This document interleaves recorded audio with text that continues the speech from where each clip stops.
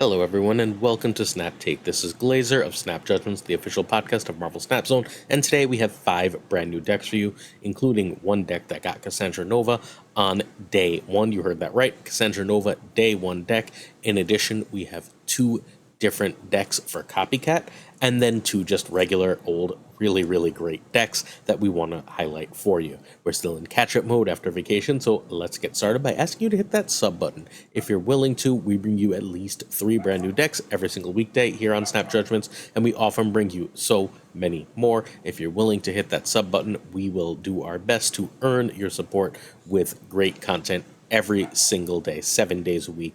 And if you're willing, like, comment, it really does help us out. In addition, your comment enters you to win a season pass. We're giving away 1 season pass a week for general weeks of the season, and we're giving away you as usual between 5 and 15 at the very start of each season. So make sure you sub so you don't miss out. There will be a point in this video where I ask you to leave a comment. That comment will be your entry into a season pass giveaway as long as you're subscribed and as long as you've liked the video. All right, so the first deck we're going to look at, 2 players that I'm aware of that posted public decks, got day 1, well, I know of others, but whatever. 2 players basically immediately got Cassandra Nova.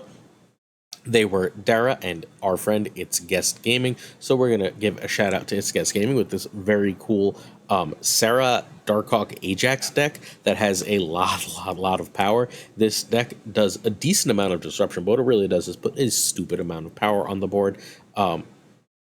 Magic allows you to do both Darkhawk and Ajax shenanigans with Mystique, which is just insane power. And if you can do something like Rock Slide into you can do something like Rock Slide into Magic, into Darkhawk, into Ajax, into Mystique, into Hazmat, right? You can even play a Korg at the end of that. You're just dropping so much power on the board. Opponents can't do much. There's only one Shang-Chi, and this one goes a ton of power all over the place. You can find It's Guest Gaming at twitch.tv/itsguestgaming. Check out his VOD of his climb to getting Cassandra Nova. White Widow for this list could be Scorpion, Scarlet Witch, or Quake. Any of those are perfectly fine. I'm partial to Scarlet Witch whenever I run Magic. I think it's a really good shout in that I can set up that limbo and I can take it away at the end of the game, right? If I spend my if I set up a nice early limbo and then I spend my turn 5 on and there's a nice negative location and then I spend my turn 5 on Arishem, I can then I can then manage to play that extra card, that Scarlet Witch, to get rid of that limbo, which is pretty damn good. Magic could also be Hope in this list. I'm not sure which is better, and Rockslide could be Black Widow. My basic logic for the Black Widow Rockslide, we're going to talk about this again later in this video, is that I think Black Widow is significantly better against Arishem, and Rockslide is significantly better against most other things. Darkhawk is needed, as is Sage. Ajax can be Iron Man, but then you're going to need Hazmat to be its stat stick. We're thinking Medusa if you don't have Thena. Alright, Guest's advice is to basically focus on each new realm and don't be afraid to use refreshes when you're close. That's how he did it so quickly. He spent money on it. He decided to climb relatively quickly, but it was just largely really great play from a really powerful deck. But when he was close and when it wasn't $1 million, he constantly hit that refresh, and it really did help. Also, if you run ahead, you'll the higher up you go, the more likely you are to get bots, because they're not going to give you insanely long wait times, and take advantage. Farm those bots just like you would on ladder for 8 cubes where possible. Turn 1, you play Korg. Turn 2, you play White Widow. Turn 3, Rockslide over Magic over Debris. Debris, I tend to like to play a little later. I tried this deck out. I tend to like to play a little later to try and clog a lane unexpectedly around turn 4. Sometimes around turn 6. Turn 4 is Absorb Man for Rockslide, or you can play one of the turn 3 things. Turn 5, Sarah, or this is your last chance for Magic. You can also drop Ajax or Darkhawk. If you want Mystique on turn 6 on Ajax or Darkhawk, or if you played Sarah, then you want to play Ajax or Darkhawk with Mystique. If you played Mystique for Ajax, you're then dropping Hazmat. And that's basically the gist of the list. It's fairly straightforward here, right? Like, you understand what we're doing, how we're getting there, and what we're doing in order to win games of Marvel Snap with this list. It is worth noting that on turn 7, Mystique is 2. You have 7 energy, right? Mystique is 2. Hazmat is 1, and then either Arishem or Darkhawk are also 4. So if you got that Sarah, you could do all of that in one turn for just an insane turn, although obviously in this current meta you should be wary of Alive. Well, let's look at this deck, and congrats to our friend, it's Guess Gaming, who you should check out on both Twitch and YouTube. He does a lot of Snap Judgments League broadcasting and does a great job at it. Alright, our friend Lauren Whatevs made a bunch of Deadpool's Diner tips. Lauren Whatevs is a Marvel Snapstone writer, wonderful person. We'll have more from Lauren Whatevs coming soon. I'm trying not to steal her thunder with any major announcements, but we've got more announcements from our friend Lauren Whatevs coming soon. But she built a whole bunch of tips for Deadpool's Diner. So first, the current bubs and refresh timer are shown at the top left of the Diner screen, and I'm going to be honest, that is one of my biggest complaints. Maybe I'm just really old, but it is really hard to see in that tiny little red box, especially on my computer. It's actually easier on mobile. But on my computer, it's really hard to see in that tiny little red box what my current bubs are. And not being able to see my current bubs is really frustrating. Bubs are refreshed hourly, 8 hours to hit your max number of bubs from this hourly refresh. Cool. So you can obviously play in earlier pools when you're there, but it's 8 hours to like completely hit your max bubs from just refreshing. That does not count towards your progress. There is no max capacity on bubs earned from matches. Ideally, you're trying to go up. That's how you break your cap, right? That's how you get to each new reward. Lifetime bugs and progress to the next reward are shown in the top middle of the Diner screen, and that's what you're really looking at. It's 15 million of those in order to get Cassandra Nova. So you can go to 1 million, go to 0, and if you do that like 15 times, guess what? You have Cassandra Nova, which is fine, I guess. The cost to enter a plate is the same as 3 snaps at that plate, but there can be 5 snaps max. So far, so good. So if you want to enter a plate, and plates are the levels here, you must have enough for the 3 snaps that are automatically going to happen, but each player can snap, so there are 5 max snaps. All right. You cannot earn more bubs than you already have in a single match. Like, you can double your bubs, but you can't go above doubling your bubs. If you hit this limit in the middle of the match, the bubs count at the top of the match will show max under them, just like with cubes in Ranked and Conquest. If you're at max, you should not retreat. You're guaranteed to go down to 0 bubs. Instead, play to your outs and try to win, and consider snapping as a threat. So if your opponent retreats because they're not at max, then you've just gotten away with something, right? The top 3 tables you have access to all have the same maximum rewards. Generally speaking, you should play 1 or 2 tables below your max table to reduce how many bubs you lose on retreat. That one is huge. Make sure that you are at least 1 or 2 tables down. If you're trying to farm opposing players, if you're playing real human beings, play 1 table down from your max. If you're trying to farm bots, play 2 tables down because you can get them to snap back but not retreat, and then you can win more cubes that way. Because remember, you're getting the same max cubes either way. It's just if they're going to be cheating bots, you have a better chance of getting away with less there. Cassandra is about halfway exponentially between table 13 and 14, just so you're aware of how far you have to go. And here's the track, how far you should be in order to get your Cassandra. So if you today, like day 1 of this new mode, got to 176 bubs, then you are completely on track to getting Cassandra Nova. You need to hit basically the following checkpoints. If you're looking for that Cassandra Nova variant, you need more at each point. You need basically double and then way more than double as you go up, because remember, this is exponential in order to aim for that Cassandra Nova.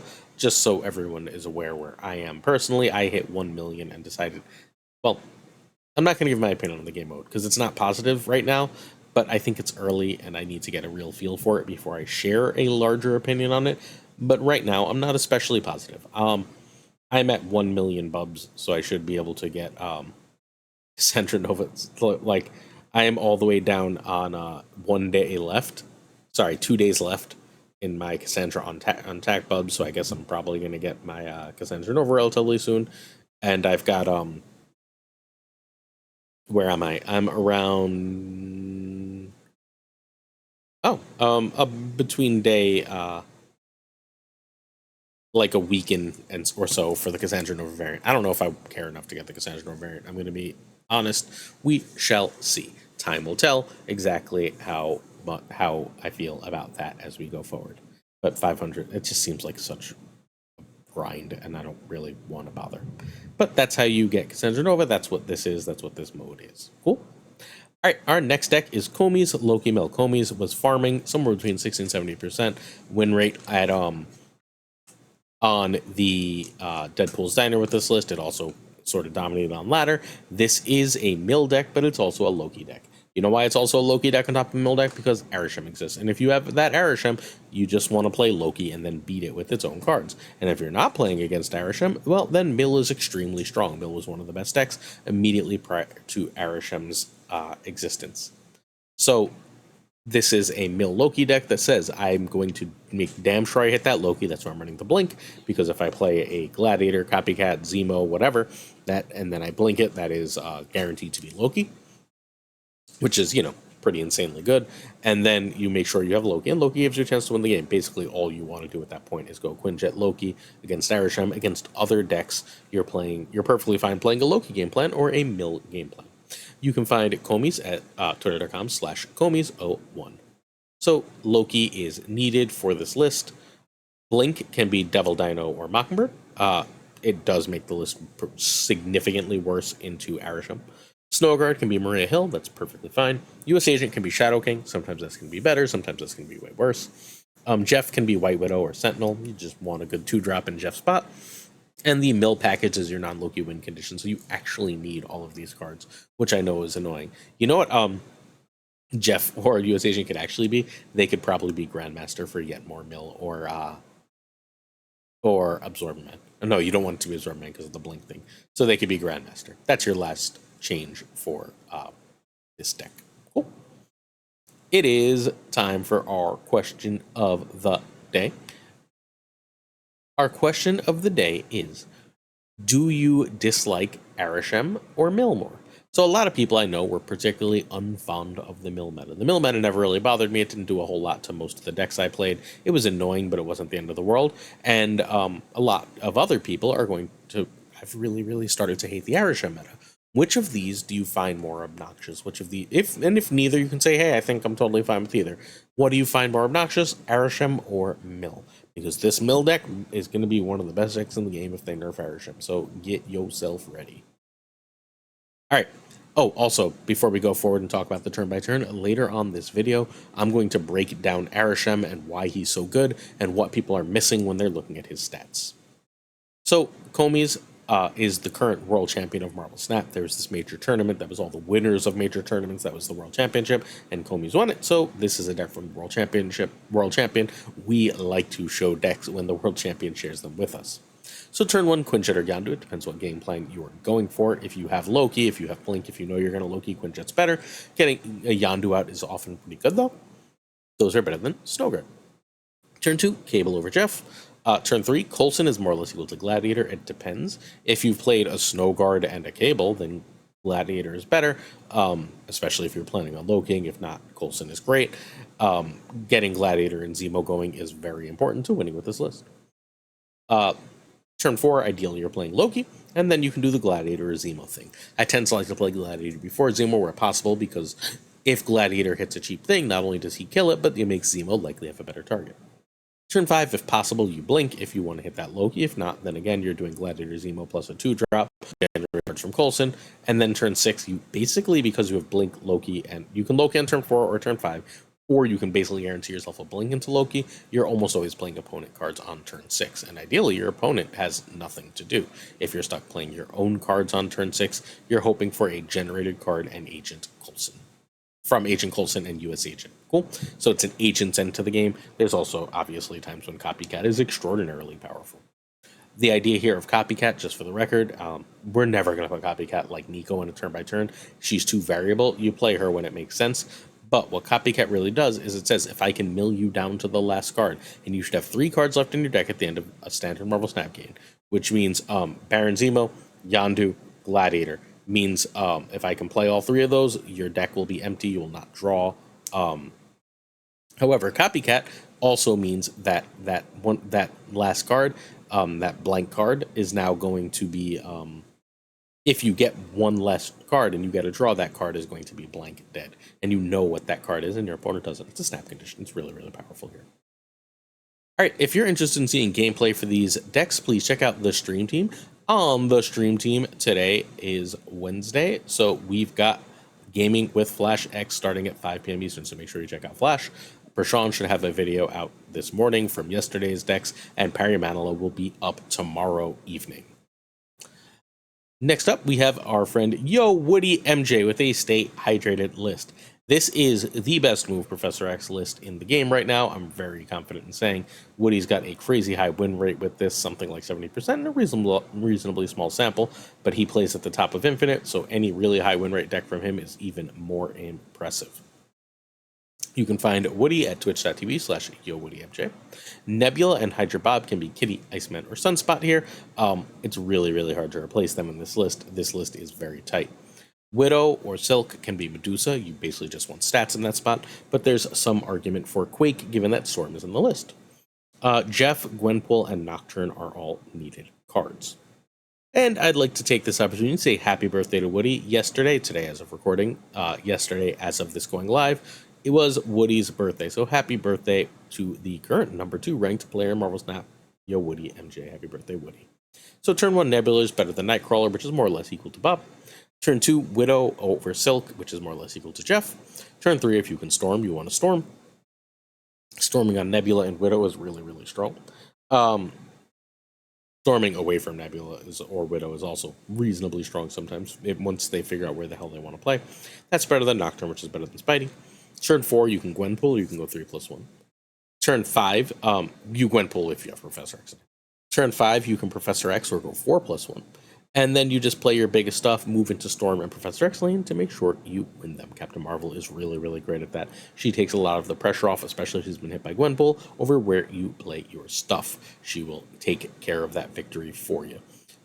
Your opponents, you do a really good job of not letting your opponent know where your power is going to be, because you have Nebula and White Widow scaling. Spider-Man is really, really great at making sure that Widow's bite becomes a -4. Silk is moving all over the place. Nightcrawler, Jeff, Captain Marvel are movers, and then there's Nocturne, and then there's locations they can't get to, and they don't know how much power you have in your hand because of Gwenpool. It's just really, really good at changing the information dichotomy of a game of Marvel Snap, much like Arishem does. Speaking of which, let's take a look at Arishem, who is a Series 5/7/7 for 6,000 tokens at the start of the game, +1 max energy, shuffle 12 random cards in your deck. So I keep hearing, there's 2 parts of the Marvel Snap community. Part 1 says Arishem is completely freaking broken. This is the best deck they've released since X, since Blob, since Loki, since High Evolutionary. This is meta warping, and something must be done. And then there's a certain subset of the community that insists that Arishem is nothing special, that it's not that good, it is just a fun card. I fall on the former side. I think Arishem is completely busted. We're going to take a look at why. But before we do, we're just going to look at what an Arishem list is. We're going to be flipping back to this list. This is the current number 1 ranked list in Marvel Snap, and has been for the last, week and a half or so. Desperate Jill has been hanging out in the number 1 slot with this exact list, these cards. Let's talk about why this list is so good. So the first thing to know, is that Arishem only has a 53% win rate, but has a huge 0.46 cube rate. So a 53% win rate for a single card is fine. It's a good card. This is not a broken card. This is just a good card. A 0.46 cube rate is huge because Arishem means Arishem decks. 0.46 cube rate is around the top of the meta. When Shuri and what was the other card? Thanos were completely broken. They were the highest cube rates I've ever seen at about 0.52 in real sample sizes. Arishem is as himself at a 0.46, but it's at a 30% meta share, which means we have to change how we look at the numbers. By definition, Arishem is 50-50 against itself, right? If Arishem plays Arishem, 1 wins, 1 loses. It also means it's net neutral on cubes. That's going to drag its cube rate down, right? That's going to drag its win rate down. And that's 30% of the meta. That's not a negligible meta share. Because of that, Arishem's true stats are significantly higher than 53% and 0.46, thanks to the meta share and the sheer number of mirrors. Glenn Jones, a principal game designer, in replying to our friend Gnome Plays on a KM Best Hot Take post, says the top 1% find the best decks first, and that spreads around to the rest of the meta. That is the intended way things work. They don't balance around the top 1%, however, because it is Second Dinner's goal to let that those top decks spread to the rest of the meta. Cool. So those top decks will spread over time, over sometimes a few days, sometimes a few weeks, to the rest of the meta, and then everyone gets to experience this powerful thing in the meta. That powerful thing right now is Arishem.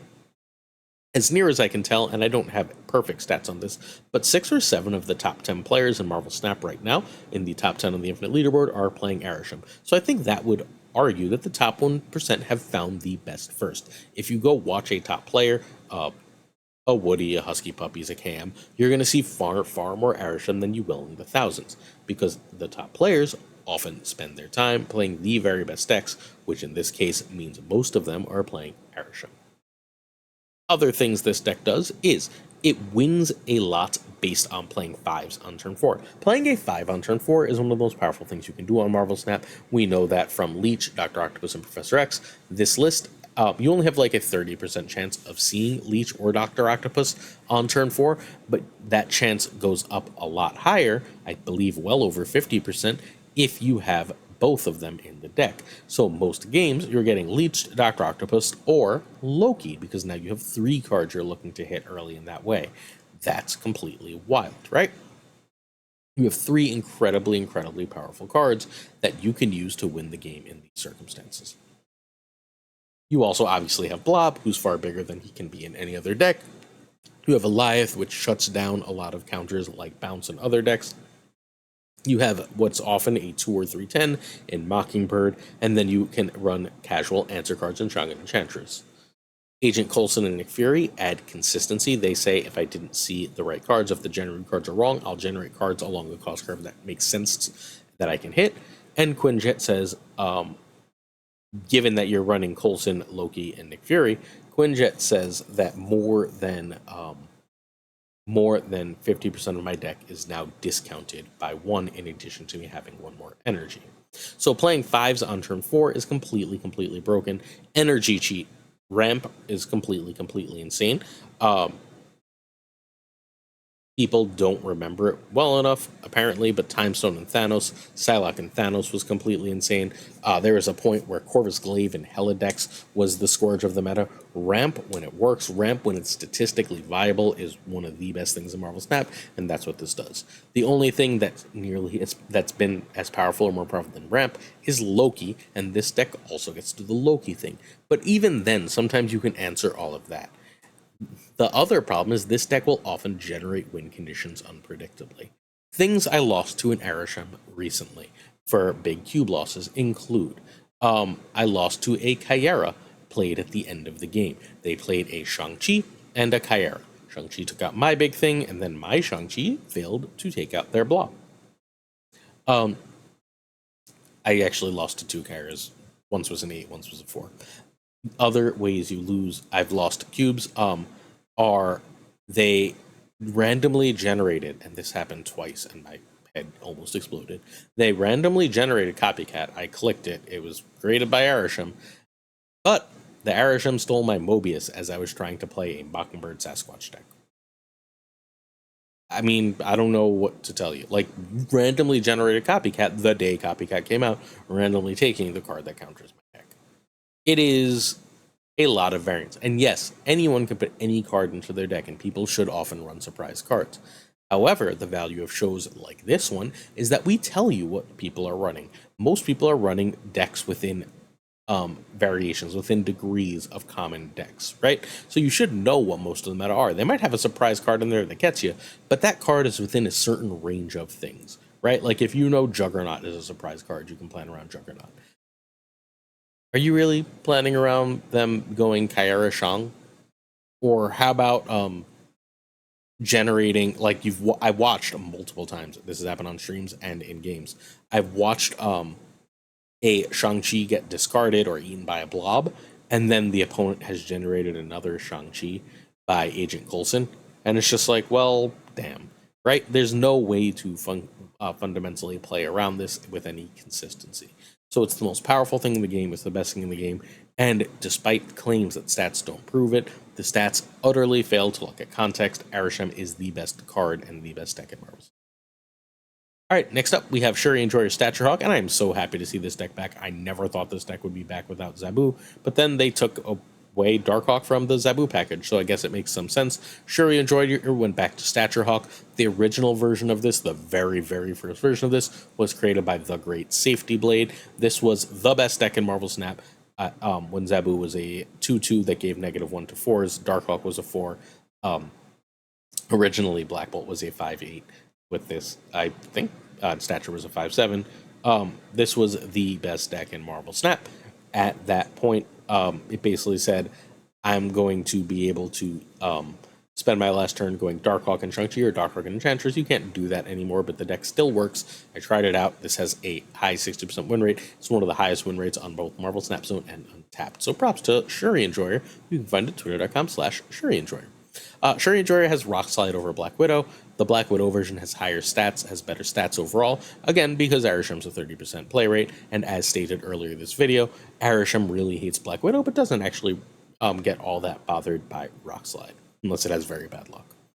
Silk or Jeff can be Nightcrawler, but if you don't have both, you're going to need Nocturne.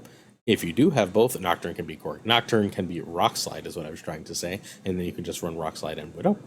White Widow can be one of those above cards, or you can just run Medusa. Darkhawk is needed, however, and is the only high series card totally needed for this list. This is one of the highest win rate decks. Again, I urge you to try it out. Its looks belie how powerful it is. It does take a little getting used to making sure Miles goes off. Turn 1, Korg. Turn 2, Silk is more or less equal to White Widow, depending on locations, and those are better than Jeff. The reason I like Silk is because then I can just drop Black Widow on Silk, and I give myself a Miles on turn 4, which is really good. That's better than Nocturne. And if you have Jeff here, you'll very often move this turn if you have Miles in hand. Turn 4 is a 3 plus Miles, reasonably often. You can also just drop 2 2s, totally fine. Turn 5 is either Black Bolt or Darkhawk. If you've played Korg and Black Widow, sometimes you're just going to Darkhawk, so you can play Enchantress and Miles to end the game, Enchantress and White Widow or Silk or whatever to end the game. Shang, the same. Or you can play Black Bolt. If you play Black Bolt, you're going Darkhawk, Shang or Enchantress, and Stature or Miles. Cool. And if you go Shang or Enchantress, please remember you can go both Stature and Miles, which is 13 power on top of your Shang/Enchantress, which is pretty damn good. You can only play one of them with Darkhawk, which is why I like getting Miles out in turn 4 where possible. One last look. This list is really, really strong and really, really cool. I also like the way the Hip, Darkhawk, and Black Bolt go together. But this is one of the best decks in Marvel Snap. Again, which is so cool, because, again, I did not think this list would ever exist again once they nerfed Zemo. Hey, we're doing something new on Patreon, and we haven't talked a lot about Patreon, so we're going to try and sell you on it. You can check us out at patreon.com/snapjudgments. The $1 tier is the Show Love tier. This gives you access to tournaments. We run multiple tournaments. We run both the Snap Judgments League, a weekly league tournament, basically every other month, and we about weekly have King of the Hill tournaments, just quick single elimination one-night tournaments. So if you're interested in tournament play, that's great. But we're adding one more thing to that. We're adding a deck archive to anyone at any Patreon tier. We've got a deck archive where basically I'm posting the decks from every day's video, and you can sort it and do whatever you want with it, and this way you'll always have access to the decks from the show. That should be posted around the same time as this video, perhaps a touch later, we'll see. The $5 tier is the Peace tier. That gives you early access to video, content suggestions, podcast guest questions, Deck Doctor, and priority answers. I wish more people would take me up on the Deck Doctor, but they so rarely do. I guess I give enough decks that people mostly are able to figure out what they're doing here. The $10 tier is an exclusive once monthly podcast, exclusive content written in video, at least weekly, exclusive giveaways. I just gave away an extra season pass over there, mailbag questions and answers, end of the day video shoutouts, and priority questions for podcast guests and all previous tiers. So if you're interested in any of those, we'd really appreciate the support. One of our goals is to try and increase our $10 Peace and Love tier patrons. And if you're willing, if you have the extra cash, if you watch the videos every day, please feel free. The $1 tier is like 0.3 cents a video or something silly like that. So if you have 0.3 cents a video when you watch all the videos, check that out too. All right, our final deck is Sizer's Move Test 5.0. I told you I was going to start with a version of this when I tested Copycat yesterday. Sizer agreed and decided to start with this version.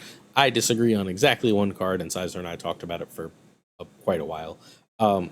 His plan, by the way, is when he gets Cassandra Nova to remove Nightcrawler and add Cassandra Nova to the list. Cool. Nightcrawler is really, really good here, and I don't love that, but that's what that's what his plan is. Because, hey, I don't know if you noticed this, but Arishem is everywhere. Cassandra Nova should be great against that card. All right, you can find Sizer at twitch.tv/Sizer2654. He streams every day. He's an unbelievable player. Hydra Bob in this list can be Elsa, Cassandra Nova, or any sort of good card that fits, including Captain Marvel. Jeff can be White Widow or Beast. I cut Mobius and kept Elsa when I played this, and I had a lot of success. Unfortunately, I don't have stats because Deadpool's Diner isn't giving me stats right now. But I cut Mobius and kept Elsa. I'm not sure which is better. I like Elsa better. Sizer likes Mobius better. Those two in Copycat are the choices. You could also run Hope Summers. I'm aware that the replacements here are just expensive. Nocturne is needed, as is Gwenpool. Gwenpool's unpredictability of power is huge here. All right, so this has a 70% win rate in 30-ish games of High Infinite. Turn 1, you want to play Kitty. Turn 2, Thena or Angela are better than Jeff. Turn 3, you go 2+1 if Thena. Nocturne or Mobius. Mobius, you'll know when to play. Importantly, if your opponent drops Quinjet, forget the Thena thing and just play Mobius. Turn 4, you've got a 3+1 or Gwenpool. Turn 5, my personal favorite, is 1+ Gwenpool here, and then let the opponent figure out how much power you're dropping, or 3+2. And then turn 6, Shang or Jug plus whatever else you get. And that's how you win. It's really, really strong. This does a lot. Again, we cannot give you a... Sorry. Cat Dander got nice. I cannot tell you how and when to play Copycat because it's going to depend what card it is. Right? Good.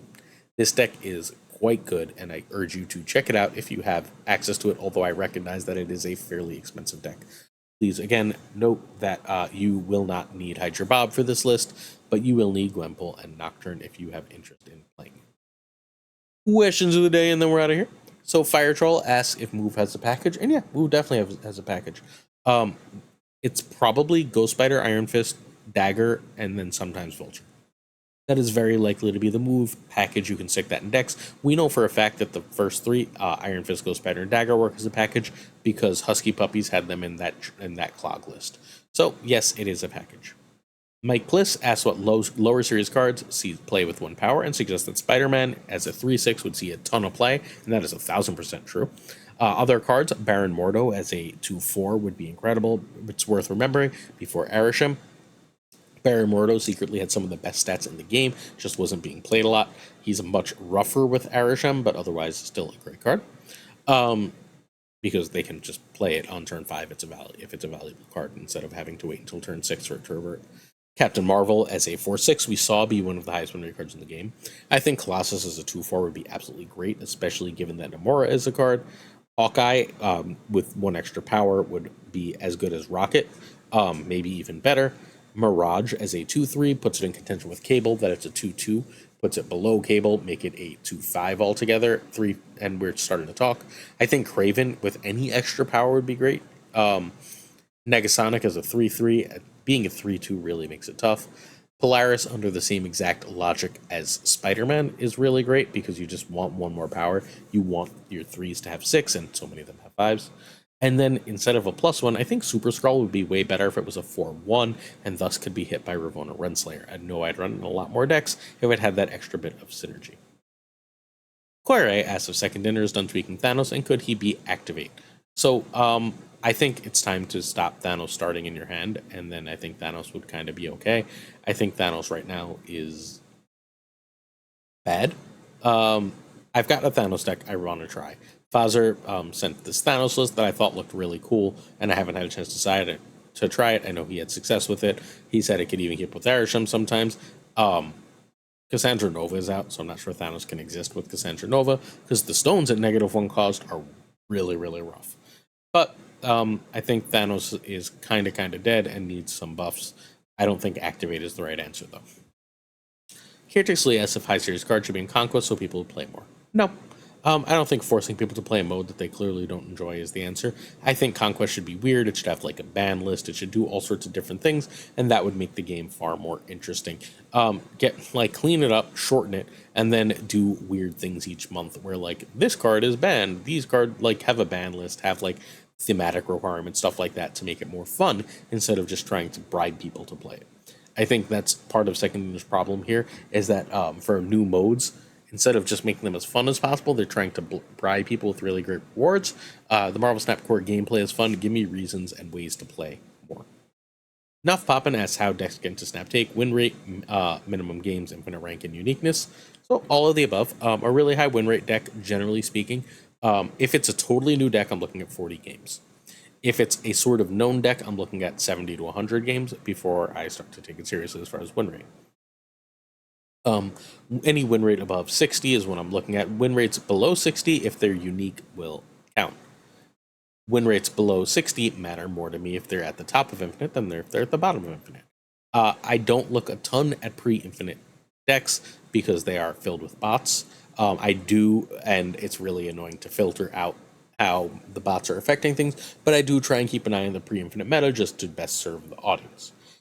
A unique deck gets in more often than a regular deck that just changes a card or two. But Marvel Snap is a game of packages, so there's a ton of those.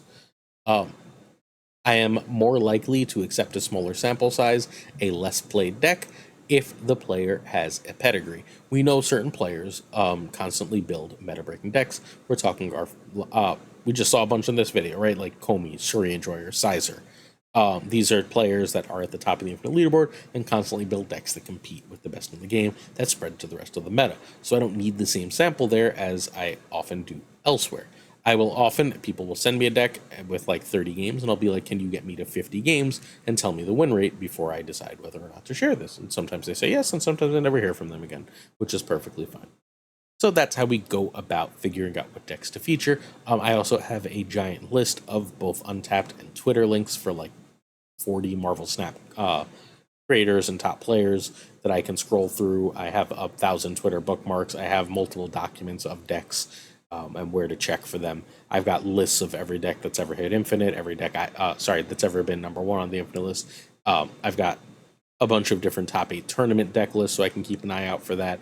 I've also got every deck that I ever hit Infinite with. I just keep like a lot of different things around so that I have this baseline so I can judge things historically, so I can check out, see, has this type of thing ever succeeded? When has it succeeded? Why has it succeeded, right? Like someone releases a Clog deck, I can go back to when Clog first became popular. Someone releases a Mill deck, I can look at when Mill first became successful. A lot of work goes into this. Like, this isn't just, me grabbing something and being like, let's show that. Once in a blue moon, I'll just be like, I'm desperate for a deck. And at that point, I'll spend like 3 or 4 hours, like just searching to find the right deck. Yeah, that's that. Hey, again, check out the Patreon, patreon.com/NatJudgments. You can have your name said at the end of each video. I'd like to say thank you to Abigail Gieslam, Manager Burnout, Cables, new friend alert, hello, Matt H, and thank you so much. Irregardless, yes, it's a word, David G. Wingfield, the Direwolf, always kind, LAB, you were still kind even when you tried not to be, my friend. FaThorNewman, check him out on YouTube, but also check him out on Twitch. He's making a partner push, and we want to help out. Good Dog Gamer, who never messaged me when he said he was going to. This is the way, all the way from Scotland, Inc. I am Frostman, yes you are. Jay Neverread, Corwin, welcome to the group, Corwin. I don't know if I'm saying your name right, but please do let me know.